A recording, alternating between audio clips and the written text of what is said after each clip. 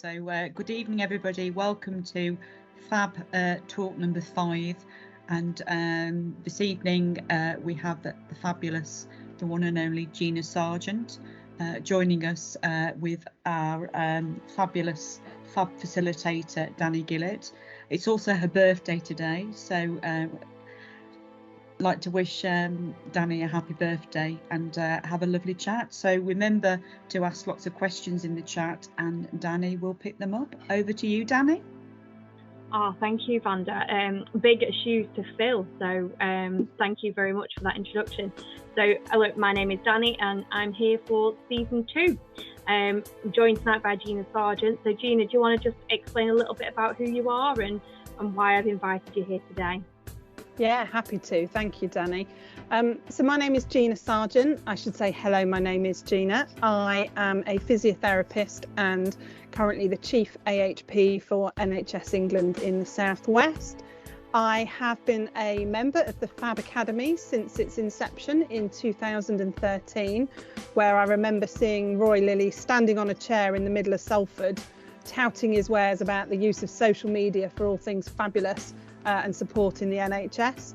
I've had the pleasure of meeting all of the Fab gang, including the glorious Kenny Gibson, who's joined us today as well. And I think I've used Fab in such a way during my career to be really helpful, really inspiring, and above all, a real sense of tribe and network through the good and the bad times that we've all recently had in the NHS and social care systems. So I was more than happy to come along and natter about my journey and my time with Fab. So it's a pleasure to join you. Thank you very much. So a little bit of an icebreaker question. What's your favourite biscuit? Oh, now that's an easy one. My favourite biscuit is a jammy dodger. And I guess the reason I like the jammy dodger, it's dunkable, it's a little bit sweet, and it's a consistent biscuit. So yeah, that's my favourite. It has to be, I'm afraid. Thank you. So just with you starting off about Fab, when you said it began in Salford, so what made you actually join and want to be a Fab ambassador? What kind of motivated you? That's a really good question. So I'd gone along to the first social media conference for the NHS, really as anything out of curiosity. So I am a little bit of a rebel as well. I'd kind of got the Twitter account up and going for the department, and I was kind of using it and to see what I could find, what support there was out there, what information was out there. I quite like that whole creative community piece about Twitter, reaching out, networking with people in a really nice informal way.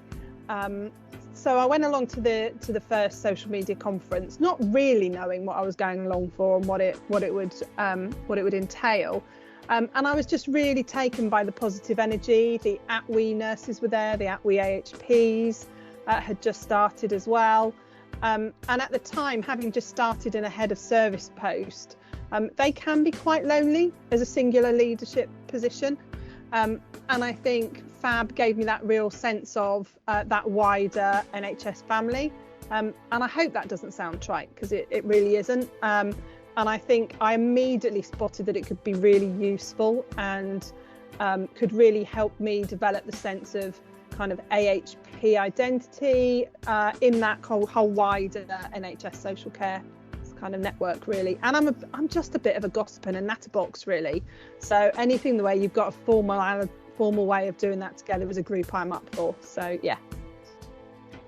sounds amazing, and it sounds like you've really embedded it in your career since you started, really, haven't you? Because it's a long time ago now, isn't it, when we think back to when Fab first kind of connected and when we got together. It's quite a few years ago, so it's nice to see you've embedded. Do you tend to find that when you meet other physiotherapists, especially maybe those that aren't leaders, do you find they take on board Fab quite easily, or do you think there's a little bit of where do I belong, how do I embed, or what kind of ethos have you come across? That's a really good question. So I tend to, so it's about, I guess it's half and half, and I kind of, if people haven't heard about Fab, they tend to be because they're not particularly on social media, and potentially not necessarily as inclined into the social movements. So if they've really heard about it in a big way, because they've seen that presence on Twitter. I remember with a lot of fondness the Hello, My Name Is campaign with Chris Poynton and Kate. And I'd not been long at the RUH when I met Chris and Kate, in fact, through the original social movement, and was able to use that and take that back into the RUH. And that's something that's kind of stuck with me. The social movements that matter. I think it's been really easy, really, to bring that back into my place of work, and for my colleagues as well. So it's that sense of connecting that I found really useful for the social movement element of Fab, but also coming across conversations with commissioners and others around using Fab for that real store and repository of really good ideas. And we have implemented several services using principles and using the kind of templates from Fab, which has been really beneficial. And then, feeding that back, having been able to share that as examples. So I'm thinking of the Bath Rapid Response Fallers car. We absolutely pinched that with pride from the Lancashire model that we found on Fab. I'm thinking of some of the Home First work that we did. We absolutely pinched from some of the services who'd already shared on Fab. So it's been a really useful way of kind of spreading that ability to find good solutions when finding them at short pace can be quite hard. So I think that's definitely been something that I've shared across with AHPs. Yeah. Brilliant. So physiotherapist. So where did that all start? Oh, that's a good question. Long time ago. So back when I was in secondary school, they had something a sort of akin to the Duke of Edinburgh, but more sort of local. And at the time, I wanted to be a florist. And I can remember my GCSE, one of my tutors saying to me, doing that classic conversation of telling my mother that I had to do the sciences because I could and I should.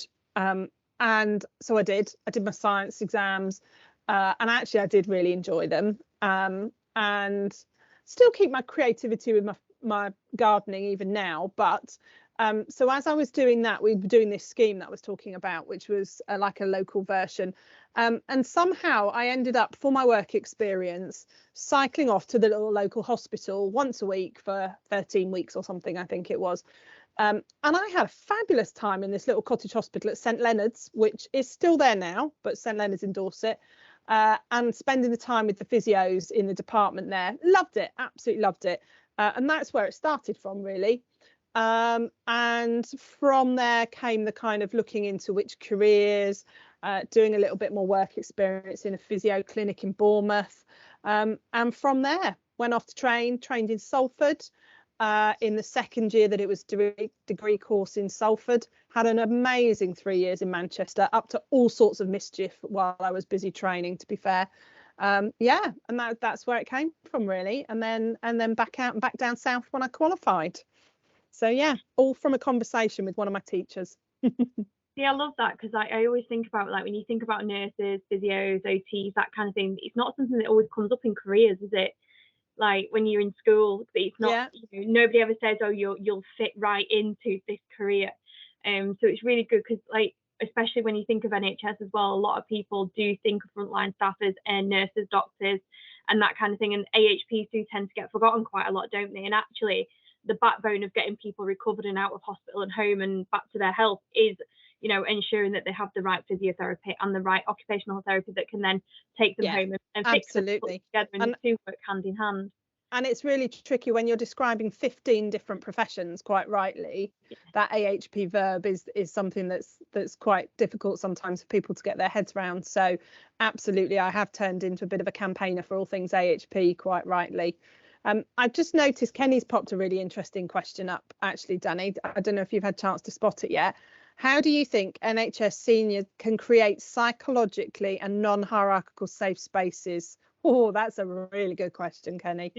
Okay, so it's definitely something about taking the hierarchy out of it. In my experience, I've found, Kenny, it's definitely something about freeing up all of the voices and how we do that. And I'm not sure I've completely nailed that. I think we've got the formal processes, haven't we, around staff surveys and Go Engage and those sort of feedback. For me, you can't beat an open door and an open door policy. As much as that comes at the risk of you are constantly distracted with brilliant conversations with people when you're trying to get other more formal pieces of work done, I think that is one of the most important. And being available when people do have those pause conversations. So making sure that you do pop into the staff room and see people on their downtime and when they are maybe feeling a little bit more relaxed and knowing that they can come to you. And encouraging others onto Twitter as well to have those other alternative safe spaces, and really encouraging that, I think is really important as well. Yeah, I think that's how I think we go about it. It's ensuring they're listened to, isn't it? And feeling there's more than one way to do that, because everybody's going to have their preferred mode of communication. That's it, and I think that's one of the good things about Fab, I suppose, and our Fab Ambassadors is when you go to a lot of our pre-COVID, the big events that we used to have, you'd no idea whose title was who because they never introduced themselves as a title. It was just hello, my name is, and titles were something that you developed as you got to know them and what they did. But actually, them initial conversations were just, who are we and why we're here kind of thing. And the thing is, we've all got a shared passion, haven't we, and a shared kind of commitment to make a difference. And you start with that, don't you? And you start with narrative, and it can really help to and allowing people to feel they've got the confidence they can try and they can just in multiple ways, and then feeling, because saying to someone, well, more formally come and have a sit down, that may not work for everybody as well. Encouraging peer reviews, encouraging those other conversations, I think could be really, really helpful. I was just reflecting on, we had a faculty celebration event last Friday where we really looked at the role of our support workers, and I was really taken by how strongly they felt the joy of actually being listened to, and that therefore then fed into them feeling really confident to have a voice and have a say in multiple arenas quite quickly. So and there's something about us admitting that we've made the odd wally of ourselves as well, or said something in not quite the right way, or we've not got it 100% right all the time. I think that's quite freeing for others to hear as well. It's all right to what's the worst that's going to happen is someone's going to turn their back to you. Well, you go talk to the next person, and I think giving people that confidence is really powerful. Absolutely. And Vanda's just put a couple of questions in there as well around what keeps you motivated. Oh, good question.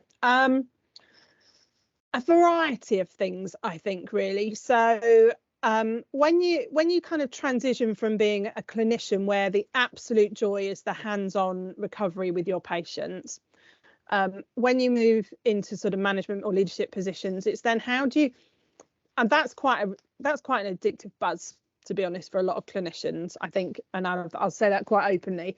And when you move into leadership, it's really interesting. How do you replace that ongoing source of joy or kind of stream? And for me, my absolute, I think, comes from when I see others blossoming and others sparkling and they're doing something that they really enjoy. And it might be 2 or 3 conversations later. It might be after you've nudged someone in a coaching session, or you've had conversations with somebody about where their career might be going, and then 6 months later they're absolutely flourishing in the apprenticeship scheme that you encourage them onto, or others. I think that for me is really strong. I also think sometimes it's the little wins around AHP representation as well, and it politically does go in waves. There are times when, depending on what the political arena is looking like, and I absolutely really enjoy, describing what AHPs do, how they do it, and where they can do it. And and having those quick wins sometimes where they go, oh yeah, do you know what, actually it'd be really great to have an AHP in this particular, you know, program or view. And I think, yes, actually, you know, great, you know, we're moving things along. So I think those two, I think, are my biggest sources of motivation. Yeah. And I think that's it's really key, isn't it, as well, is like the understanding of somebody who is outside is actually the key role that AHPs can make in a lot of variety of environments that you probably don't realise they can. So if you were to have a young girl or a young boy who comes up to you and says, what is an AHP and what do they do? How would you motivate them to want to, you know, do something like that above kind of, you know, the standard nursing, doctoring, that kind of thing? So I think for me, it is about it being part of a caring and an enabling profession. I think there is a real range of job opportunities dependent on profession or variety of professions. And I think there's a lot in that could appeal to people, depending on their different skills. I have known people sort of almost, you know, jump from one and then go and retrain and come back as, you know, as another. I think there's that flexibility. I think you just have to like working with people predominantly, in the same way with nursing. You know, you absolutely have to have that nugget of wanting to do right by people, and, you know, in those services, in that caring way. I think physios in particular tend to be a little bit bossy. They tend to quite enjoy helping and supporting people do what they do. So I think there's something in that, various approaches in different AHP professions. I think there is an AHP profession for everybody.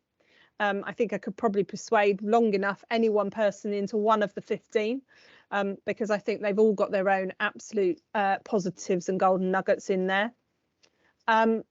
I think there is definitely something about being able to work in the NHS still. I think, you know, we hold it dear on its birthday today, and there is definitely something about that. AHPs are also getting better at working in other arenas. They're not brilliant yet, but they are getting there. We've got some great schemes like AHPs Anywhere. Some colleagues of mine that are on Twitter, you know, promoting other AHP roles, so using your leadership and your AHP skills in other remits. So I think that's really quite exciting as well, because that opens more doors, I think, for us as AHPs. Yeah, I think it's just a great set of professions to go into, really. And Vanda's just put a really good question in, is why do you think there aren't many AHPs on hospital boards presently, and what can we do proactively to help? Yeah, no, it's a good question. So we are not a mandated or statutory post on a hospital board or an ICAS. So, you know, as we know, we have that for medics and for nursing. I think we have been potentially slower than some other professions at stepping up and stepping into those spaces. I think we are catching up now. There's been some great work done by the national team around what a chief AHP post looks like, and how those posts sit alongside the directors of nursing and the directors of medicine in those arenas. I think there is leadership development to follow through. So it's like all pipelines. You make those new roles, you've got to have people ready to come into those roles, and there's some great work going on nationally to support that. I think potentially we have been slower at coming out of our clinical roles and into the non-clinical roles than the other professions, and I think we're catching up at pace now, but I think that's taken its time, and I think it's something to be relished, and you know, tracing that leadership pipeline back, you know, to clinical. You know, I now have a leadership student coming out with me in August. I've had leadership students, so the undergrads are now coming out much more aware of and, you know, the career pathway straight into leadership, which I think is really exciting. And I know we're doing that across all the professions, but I'm obviously slightly biased with the AHP piece, that it's really exciting to see leadership at that level, and they're coming out, you know, snapping at our heels quite rightly to do that. So So yeah, I think it's a combination of the roles as they're emerging and the workforce. And we do have fantastic people in those posts who happen to have been AHPs or still are AHPs. We've just not had that post in its name in that position yet. So yeah, no, it's growing in number. I think it's our own little social movement. #AHP leadership. I love it. It's great. I love it when everybody starts to see things for what they really are and how important things are, because I think things do get missed, don't they? Because we are such a vast NHS that Yeah, things can get missed, absolutely. aren't they? So seeing people being able to flourish in a role that can suit them, which whatever role it is really, and I think COVID's really highlighted that, hasn't it, on who actually really has an important part of how you are well and what gets you out the front door of the hospital, I suppose, doesn't it, as well? Yeah, absolutely. And I think that is one of the things that AHPs do and are evident so well, is that we are right across the spectrum. And our principal OTs in our social care and our LGAs, as well as in the NHS posts. And I think when I think community and acute, very much, there's an AHP can pop up anywhere in that pathway for a patient. And I think that some of that flexibility, I think, is part of what's so key, I think, for our patients, and particularly when we're moving into our population health and our long-term condition management. AHPs are really strong in that space. So seeing patients that hopefully quite rightly will never touch a hospital, through to those that are in dire need and back out again. So yeah, absolutely. I think there is a place for an AHP everywhere. Absolutely, and I see that just from the district nursing, and how many services we can now refer into for the preventative health, isn't it, and get them, so they don't have to go into hospital for things. They can stay at home and get rehabilitated in different ways, and that's just been in the short career that I've had. So you can see the big difference and how things are developing, so that's definitely really good. One of the questions in the chat box is around leadership. So are leaders taught, and what are or caught? And what are your opinions in the wider MDT uptake of leadership? Oh, good question. Caught or taught? So I think it's probably a bit of both, if I'm honest. I think there's probably quite a few AHP leaders who we've been caught into that process, and I think as through our careers we've kind of moved through. And we've learned on the job and had fantastic support from the national team and internal and others as well. I think taught definitely now on the increase, which I think is fantastic. And I think AHPs, like others, are also doing some of our Fab, Ed Jenner and Mary Seacon, all those courses, the NIBE Bevan as well. I personally went outside. I went to the King's Fund for some of my leadership training, did the TMP programme, which was a real sea change for me, and I think really helped me be the leader that I am and be me in that space, and evolved in my own style of leadership. Yeah, I think it is a combination of both, isn't it, for leadership, really? It's about seeing the opportunities that you want. I often think you don't know what your next job is until you see it and you really want it. And then, there's something in that space that takes you to your next step. And I often encourage others with that is, you've got to be a bit more diverse in our approach of what it might be. What you thought your pathway might be actually might be quite different. My health education buddy in the Southwest, Carrie Biddle, is a great advocate of the wiggly line careers and the using the portfolios approach, and I'd really strongly advocate that as well. I think that's definitely part of that.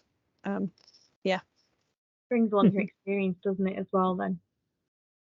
I've just spotted what Kenny was saying about learning about the spinal injury physio. Yeah, absolutely, Kenny. There is not enough rehab out in the community for our patients, for specialist neuro rehab or more generalist rehab as well.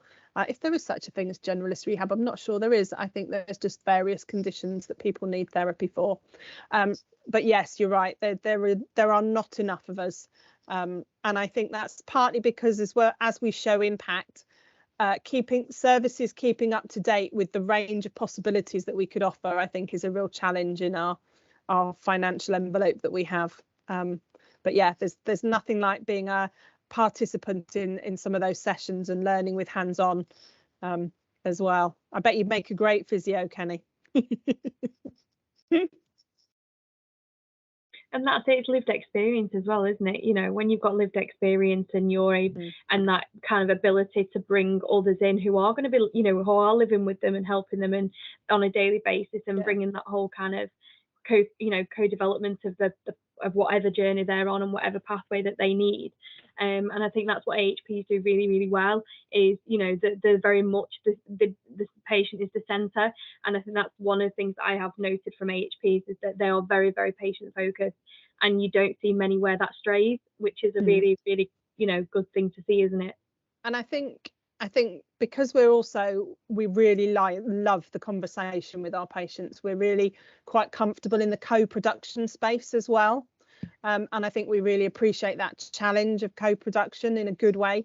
And we're gradually, all of us, doing more of that now, which I think is really exciting. I've had the pleasure of introducing Aisha Farouk, who's on Twitter, to a couple of people now. She's one of our strong advocates for children and young people's co-production. And she did an impressive presentation to the Southwest Massive for us last week, and really won the hearts and minds of every AHP in the room, I think. So we really like that space, and we really like that dynamic kind of relationship with our patients and our service users. So I think if you're up for a debate and a good conversation, your AHPs are always there. So definitely. Absolutely, brilliant. So when you think about your role and your impact on kind of your wider colleagues and people under you, what it kind of comes back to the motivation, I suppose, in the respect of, you've said kind of what keeps you motivated, but what started the motivation into leadership? What made you want to become a leader and really take it to the next level? So let me think. So I was a clinical specialist in a head injury unit at the time, and had been for several years, very clinically focused, spent a lot of time with my patients and families and colleagues in those teams. And I think when you start to see the impact of some of the non-clinical decisions that need to be made on your services, and they become frustrations and niggles, and you kind of then start to think, well, I want to be on the conversation when they made that decision, not actually a conversation when the decision's been made and we're now having to kind of manage the impact. And I think that was growing niggle in the back of my mind, I think, when my first management position came up on the head injury unit, and having more conversations with commissioners around, you know, how we could offer the services to more patients, how we could support our staff and get the support and the resources that we needed, and how we would challenge in that space, I think. So I think that was what initially drew me to it, as part of that. I'm also slightly old and slightly achy hips and knees. Anybody who's been in neuro rehab knows it's quite a physical job. I still do the odd bit of it now and again, given half a chance. But there's something when you start to think, do you know what, I can use my voice and my thoughts in a slightly different way as well. So I think there was a bit of that. And then starting to be more of that advocate for, rather than the person being, I think drew me into that a little bit as well. And just picking up on a bit what Vanda was asking earlier about the non-registrants, supporting your support workers, really important. I mean, they are our absolute, joy of our workforce. And they, particularly in AHP land, tend to do a lot of what we call practice sessions or follow-up sessions, or, they do the same as with nursing with the HCAs. They do a big chunk of that clinical face-to-face. And don't necessarily get the credit, sounds too small a word, but get the acknowledgement of that. So I think it is really important to then start to think about how we can support them to either, you know, go on and do apprenticeships or others, or just really enjoy being a support worker, because that in itself is a fabulous job. So I think that is something. And then I dipped out into the private sector for a year, and then so I did a director job there, and then went straight back into the NHS in the wider head of therapy role. And what I really enjoyed about that was, and then they were at that point, so I'm talking sort of 9 years ago, the head of therapy jobs were a relatively new thing. So we would have your physio department, your OT department, your dietetic department, and then it started to then pull those together into an AHP department or therapy department. And there was definitely something about that integration, bringing people together, getting the best of each other, and also making sure there was no blood on the walls, you know, and share as well for the better of services was really appealing. And I've really enjoyed doing that. And I think what we've also seen is in places where we have got those combined AHP roles, which are now obviously leading into chief roles. There is so much more opportunity for productivity, efficiency, new roles, new service design and innovation. So that became one of my big motivators to how to make the services better for our colleagues and then obviously for the patients themselves. So I like a good puzzle. Do you know, I love a good puzzle and I love how to work things out, and I think that's why we end up in the careers that we're in, don't we? You know, in nursing, AHPs, that kind of thing, because we like the puzzle and to be able to fix that puzzle as well. And I think you hit the nail on the head there as well around, you know, being happy in the banding that you are, because so much emphasis is put on the banding and having to go up the career ladder and become a leader. And although leadership is a really, really great way forward for many, actually sometimes it's quite nice just to stay where you are and enjoy what you're doing, because a lot of us are in that career because we want to be hands-on, we want to see the patients. And I could never personally see myself as a leader because I'm just not that kind. I just don't have that brain set. But it doesn't make me any less of a nurse than somebody who, you know, overtakes me and becomes whatever banding later on. So that's really interesting, and I think that's the motivation for it. And I think for you, it sounds like it was a very new thing as well. So it was so you were kind of learning on the job, not just learning a new role. Absolutely. Yeah, absolutely. And I think like a lot of us, when you kind of go from a clinician to a manager and a leader, it'd be very easy to assume, oh well, those are the shift and lift skills that I'll take from seeing my patients into managing my workforce and supporting my colleagues and that space. And you learn pretty rapidly that that's not the case. It is a whole new, yes, you've got skills that are transferable, and yes, you've got knowledge that's transferable, but the way in which you go about them and the way in which you are is a different mindset with leadership. And you do evolve it on the job, absolutely, and that's fine, that's good, and that's to be celebrated, I think. And it is about knowing your networks, which kind of brings us back round to Fab, really. Knowing your networks, knowing your support, knowing who you can go to for those conversations, and being inspired by people, and using that to then drive you in different ways, I think is really, really important. And I think that in itself can develop new leaders really, really nicely. So yeah, definitely. Brilliant. And that's it, knowing your networks, knowing your connections, knowing you know who you can turn to and who's got that support, I suppose, for you, isn't it? Yeah, definitely. And I think at a time when, you know, there is so much demand on our services, and I mean all of us, and our pressure, and flow is such a challenge, you know, whether that be in primary care with admission avoidance, whether that be, you know, kind of post-acute hospital discharges, whether that be pre-admission avoidance. There are so many spaces now. I think what's really important, and we saw it with the home first agenda pre-COVID, that absolutely putting the patient at the first, what they want first, getting them home, and being able to shoulder that to the risk with them and empowering the patient to make the decisions. I think AHPs are really good at doing that. I think we can help drive the home first agenda. I think we all adore Brian Dolan, who I know Vanda's had the delight to interview before as well. You know, the PJ paralysis campaign is going through a bit of a revamp and a refresh post-COVID, because, you know, we're needing to get back into the space of what's the best thing for the patients, rather than you know, just unplugging little bits of flow. We absolutely need to get back to what the patient wants and how we do a system reset with that. And I think AHPs can be and should be in that space to help support patients to take those risks and understand those risks, because, you know, taking some risk and doing what is right and safe is what patients need, really, as well. I think we can get way too paternalistic with patients sometimes, and I think there's a real danger that we start to kind of move patients through a system rather than say what the patient needs of the system.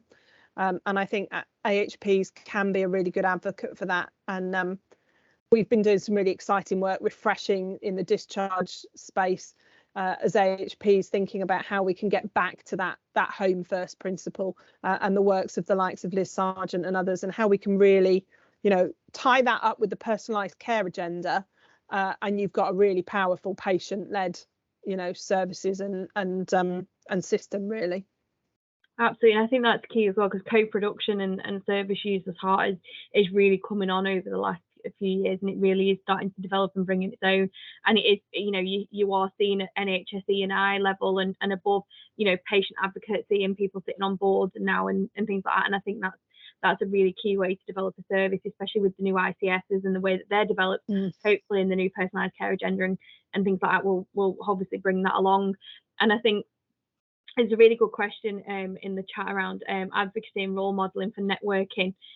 What would you advise somebody to enable someone to network? What if somebody was quite nervous? Because I know there's, you know, people, especially Twitter, if you think of the world of Twitter, it's quite a scary prospect, isn't it? You know, thousands and thousands of people and your words are out there for everyone to see. So what advice would you take for somebody to take their first step in networking?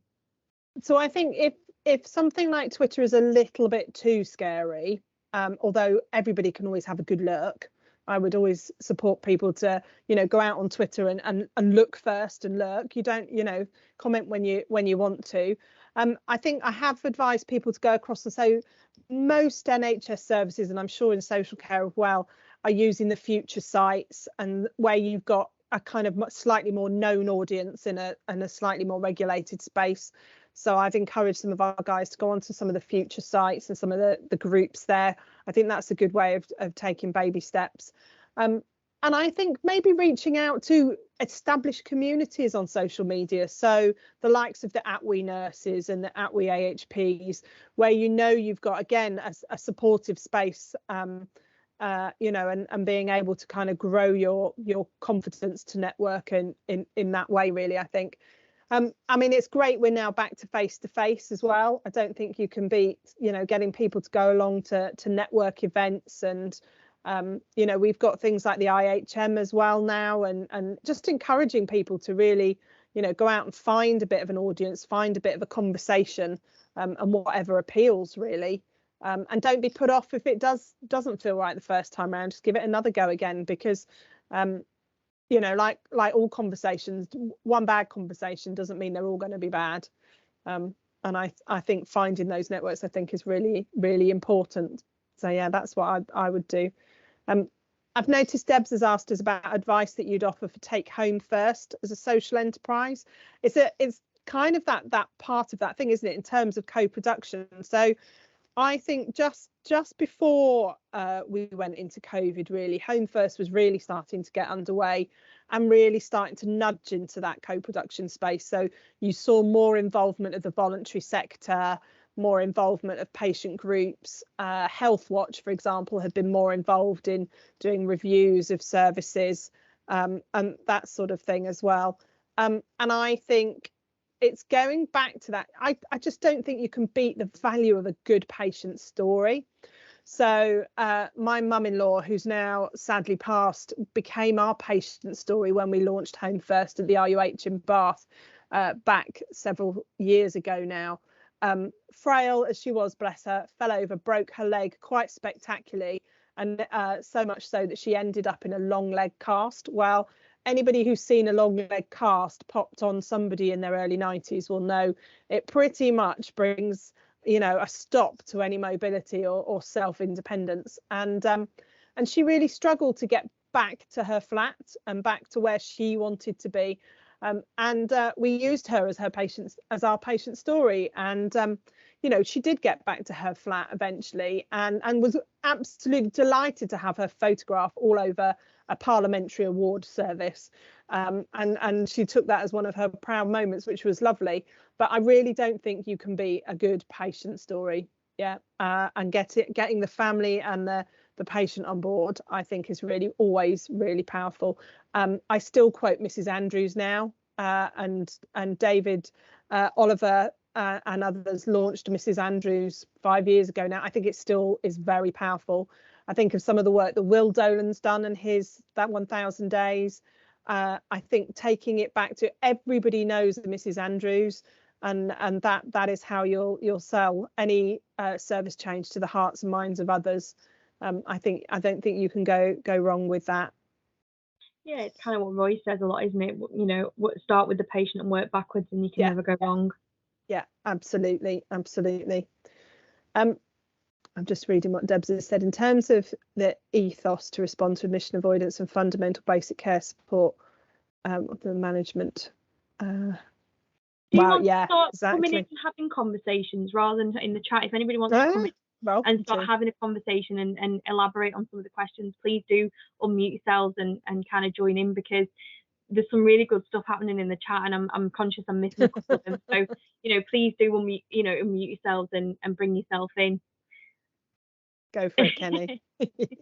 Go on, Kenny. Yes, I'm always fascinated. I mean, Debs has intimated to this, and I'm always fascinated the difference between community-based, domiciliary-based professionals that you're a consummate community practitioner, as opposed to possibly juxtaposition with acute practitioners, because acute practitioners, in my humble opinion, are more about an intervention, about a clinical situation, a particular acute, a part of a body. Mm-hmm. So they will deal with a hip replacement, but they may not look at the toenail cutting, or they may not look at the reason the person tripped and slipped at home. So I'm always fascinated by this. How do we get particularly busy, hectic, exhausted colleagues at that moment of clinical assessment to ask questions that explores and discloses the journey to the incident or the journey to the acute intervention? How do we get them to think journey and recovery, as opposed to I'm here to treat the wound, or I'm here to treat the hip, or I'm here to do a very specialized function? Yeah, it's a real challenge, that one, Kenny, because you're right that we tend to have, whether it be nurses and AHPs in the acutes, quite rightly get, they enjoy treating the very sick patient. They have that the focus, which then does narrow down, doesn't it? When you're then talking about someone going home and being at home, it's how you ensure that perspective is widened right back out again, with that patient view in mind. And we have had rotational posts, and they've worked with some success. And we have also had, staff that have said, no, I'm very much an acute person, and no, I'm very much a community person. And their skills and their mindset match each one. The knack is to how they get them to flip between the two at the right time for that patient. And I'm really drawn to, we've been doing two things at the RUH in Bath. One is a virtual ward, a hospital at home service. So taking patients home while they're still sick. So they would still have criteria to reside. And that's been a real mix of nursing and AHP team, and a couple of medics as well. And that's been fascinating, seeing how the whole mindset to that has been a bit of a challenge for some of our acute colleagues, taking that ultimate risk and why they do that. And we've also done some ART, which is some home first outreach as well, and working closely with our community colleagues, kind of having the conversation both ways, really, sharing the caseload. And I think it's beyond rotations. I think we need a bit of a push-pull model so that they truly understand each other's perspective, but from the patient's view. So the community really understand the challenge of deconditioning in the acute, and that, you know, that's what a lot of the acute therapists would say is their biggest challenge, and the numbers and the pace and being able to do that. And then at the same time, the community's colleagues, you know, we have equally sick patients in the community all the time living with that level of illness, and how you manage those two. And I think the beauty's really come in the communication, and that's not just as simple as a rotation. They've really got to be in the moment together with the patients to really learn those differences. And I'm not convinced we've cracked it yet. I think at times when pressure increases in a system, we all retreat into our little boxes a little bit, and you know, you can see it. It's like the Red Sea parting, you know, when the escalation levels go up, isn't it? And you're just like, there come the bad behaviors again, right? Back you all come, like, you know, you stood like Moses in the middle of it to try and keep that communication going and thinking from each other's perspective. So yeah, I don't think I've got a magic bullet for it, but I think it's perseverance and keeping them talking and stopping them datexing each other. Stopping them throwing rocks at each other, I think, is really important, and helping them really kind of go back to the patient and what they both offer in different ways. I think the magic's in the middle of there somewhere, I think. And Deb's just put a comment in around 24. Do you have 24/7 DN care to support the hospital at home thing? And yeah, we do. One of the things that I suppose I wanted to ask around that really is around the MDT. You know, everyone seems to work so siloed. You know, and I suppose as a DN, you know, I know I'm no longer DNing, but as a DN, we're very quick to refer into multiple services. But actually, we never really work with them. We don't go with a physio and say, right, okay, how are we going to enable this person? We don't go with an OT and understand. And how would you think? Do you think there's a room for us to maybe? And I think Kenny, I think you mentioned that further up in the chat around actually sitting, you know, a physio and OT sitting within the DN team, and somebody else sitting, you know, a dietitian within. So you're not referring to multiple services, but actually you're already a team and working together. Yeah, absolutely. Yeah, and I think we've all got the responsibility of coming out of our silos, particularly as we're going into integrated care systems. And so one of the things I was thinking about when we set up the Fallers car service, quite rightly, we're really cognizant of, so we're going to pick these guys up, we're going to do a little bit of therapy, we're going to avoid a conveyance, we're going to avoid an attendance in ED, and therefore obviously avoid an admission. Great. How do we feed that back into the system? Though the car, as I call them, the team, or the rapid response Fallers car, work really hard at making sure they feed back into the DN MDTs and going to those. So if there's someone that they've repeatedly picked up, they're making sure that they're feeding that back in. And I just think you can't beat a bit of good communication, really. I think if I always joke about that and I have a bit of a bugbear about referring to therapy. I hate the internal referrals. I mean, why, if you're all working in the same building, do you need to write a piece of paper to tell someone that they need to come and see you? So, you know, have a conversation. And I you know, and I'm sure there's times when my teams curse me when they're running around checking up and having all those conversations. That must feel like a bit of a task sometimes.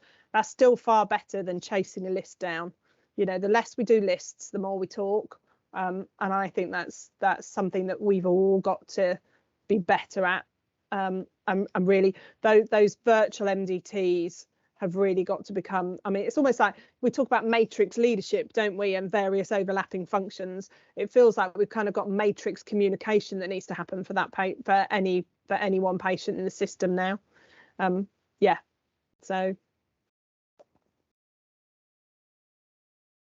I suppose we worked in kind of different places, so we never worked, you know, with the other teams. We were very much isolated in our own team. But I think one of the things that I always kind of look back to, and it's about having that conversation is, we've had a couple of patients, for example, who needed physiotherapy to get up and moving and walking and get them going again. We've needed occupational therapy to come in and give them the equipment to provide that.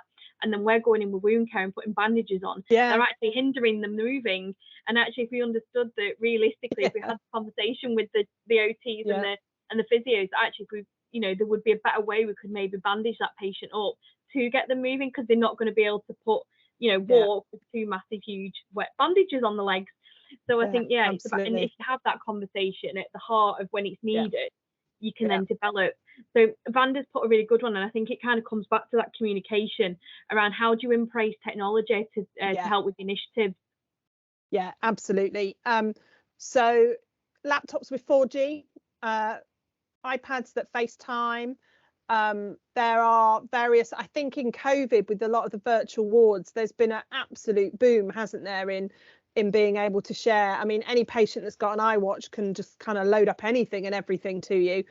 And I think it's given us the confidence to challenge the old information governance rules a little bit and putting the patients in charge of their data a bit more.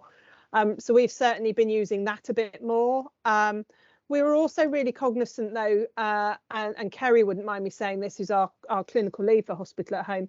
What we didn't want was people sat doing MDTs all sat in their own cars in between visits, and so we've deliberately timetabled it so that they are real face-to-face MDTs as well, and that has given, you know, our nurses and our AHPs, you know, the confidence to know that, you know, they're having a conversation with Sam or Robin, our doctors, so they then feel that they can go back out and see that patient. You know, they use Silo a lot, so apps on the phone, so you've got real-time kind of communication as well, which I think has really helped the team develop their confidence with who they're seeing, and, you know, things like, you know, doing IVs out in the community. They have regular conversations, big rooms with their community colleagues as well, so everybody's understanding each role and how that fits. I think that's been really helpful. So yeah, definitely, yeah, more technology, I think. Yeah, I mean, we you know, asked up for our number of laptops and then doubled it to make sure that we had,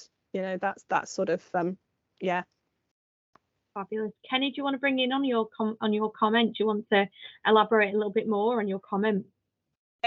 Yes, I mean, 45 years a nurse. I've actually never worked in hospital as a qualified nurse, just to say, Gina.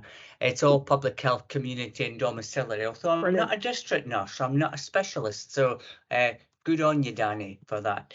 And it wasn't until my husband became ill with his paraplegia and advanced spinal cancer that I really understood how, even in my fabulousness, how protectionist I was, that I do nursing and the physio comes in and does physio. I might watch, but it's that specialism. And now we have not every week, and indeed not every month, but 15 minutes, probably once every 6 weeks, we have a Teams with the GP, because he's never visited. He doesn't need to. He's got my husband's got a full-time carer, me, but the district nurse is there checking about the Zolodex, and the independent physio, not the NHS physio, is there, and it only takes 15 minutes out of their day, but they've got full eyes. And those full eyes are really, one of them's here, but those full eyes are actually really important to me, because it makes sure that even as a experienced carer, I've got professional eyes and ears on other things that can often go wrong in the care within a family. You know, and I'm talking about coercive control, I'm talking about unhealthy relationships, you know, and I think it's that eyes and ears is really important to have as a team, because the physio will notice things that he's also got independent podiatry. Independent podiatry might notice something, and at the moment we're having a conversation about dependent edema and furosemide. With a GP, you know, trying to so it's a family meeting with a multidisciplinary team. One of them's here, but the rest of them are agile, and they're in their practice, or they're in their car sometimes, and it's a really helpful way of modernizing the way that they listen to family. Yeah, I think if we'd have all thought pre-COVID, you know, the Microsoft Teams or other providers, as they'd say, has absolutely revolutionized how we share and how we talk, and I think if it's led by the patients and they're the ones owning the responsibility of their data and how and where they want to share it, I just think it's amazing. I think it's brought on you know, so much in a more timely way, those conversations. And like you say, it's that ability then to form that network around the patient that's really powerful. Yes. Because, you know, the physio might say, oh, well, I just noticed that. And, yeah, okay, we just and the speed at which things get spotted or changes or others is what's just incredible, isn't it? Yeah, absolutely. It makes for the best care and social support for people. Yeah, definitely. Fabulous. So we're coming to the very end. We've had some really good conversations, but I just want to ask one last question before we close off, and that is, what's next for you? What's next for me? Oh, good question. So I am currently thoroughly enjoying my secondment into NHS England as the first NHSE Chief AHP for the Southwest, and I'm thoroughly enjoying that. I am currently in the latter stages of an MBA with Gloucester. And who would have thought I didn't actually enjoy doing the finance modules? That's quite scary. And that's really exciting. I'm about to do a bit of a dissertation on AHP job planning. So I'm going to get a group of people together, the pros and cons of AHP job planning, persuading people to do it. And that's forming the basis of my dissertation. And I think I'll be led by both of those, really, where they go. And what happens with those. I think I have now been, I qualified back in, there was a 19 in a date and another 9 and a 4. And I've thoroughly enjoyed my career to date. I'm quite open about where it goes next. I think I am NHS social care born and bred. I don't think I'll go outside that again before I retire. So I'll see what happens with that next, really. In the world of AHP, I am very attached to my PIN. I think I always will be. So wherever that evolves, I'm pretty stuck on my patient-led services, change and transformation for patients. So yeah, let's see where that evolves. You know, I will still be doing my gardening. I will still be doing my holidays in Scotland with the dogs and my other half, bless Mama Beach. And I will probably always have multiple dogs. I'm amazed they've been quiet enough in this whole talk.